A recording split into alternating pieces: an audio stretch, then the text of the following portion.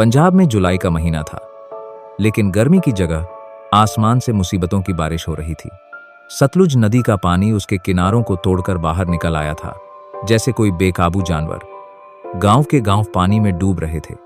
लोगों के घर, खेत, सब कुछ पानी में समाता जा रहा था। हरजीत सिंह, एक नौजवान किसान, अपने कच्चे घर की छत पर खड़ा था। नीचे पानी का बहाव ऐसा था जैसे कोई दानव अपने रास्ते में आने वाली हर चीज को निगल रहा हो।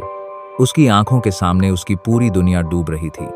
उसने अपनी पत्नी बलजीत को देखा, जो अपनी बेटी नेहा को सीने से लगाए बैठी थी। नेहा की आंखों में डर साफ दिख रहा था। हरजीत, बलजीत ने धीमी आवाज में कहा, पानी बहुत तेजी से बढ़ रहा है, अब हमें यहां से निकलना होगा। हरजीत ने सिर हिलाया। उसने एक पुरानी रस्सी निकाली और उसे अपनी बेटी की कमर से बांध दिया। फिर उसने बलजीत को भी अपने से जोड़ा। चिंता मत करो, उसने कहा, हमारा परिवार हमेशा एक साथ रहेगा।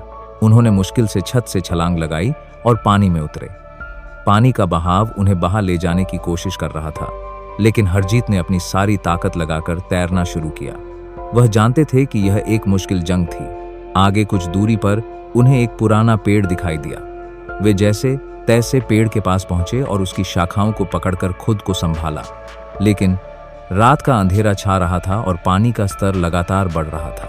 अगले दिन सुबह जब सूरज की किरणें पानी पर पड़ीं, तो हरजीत ने दूर एक और गांव में मदद के लिए चिल्लाते हुए लोगों को देखा। वह समझ गया कि वे भी उसी मुसीबत में थे। अचानक उसकी नजर कुछ नावों पर पड़ी जो मदद के लिए आ रही थीं। उसे उम्मीद की एक किरण दिखाई दी। जब नाव उनके पास पहुंची, तो हरजीत ने देखा कि नाव चलाने वाले लोग वही थे जिनके साथ वह कुछ महीने पहले दिल्ली में एक प्रदर्शन में मिला था। वे पंजाबी थे जो अब अपनी जान जोखिम में डालकर अपने भाइयों और बहनों को बचाने आए थे।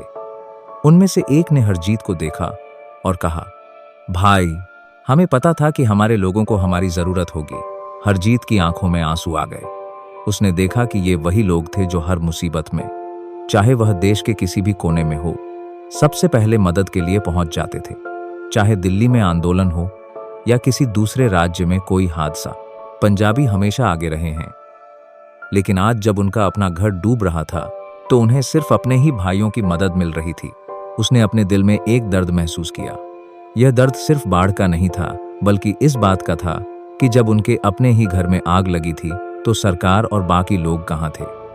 यह सवाल उसके दिल में एक टीस बनकर रह गया। उस रात हरजीत को लगा कि वह सिर्फ पानी से नहीं, बल्कि अपनी ही सरकार की बेरुखी से लड़ रहा था। उसने नाव में बैठकर दूर जाते हुए अपने गांव को देखा, जो पानी में एक भूत की तरह लग रहा था।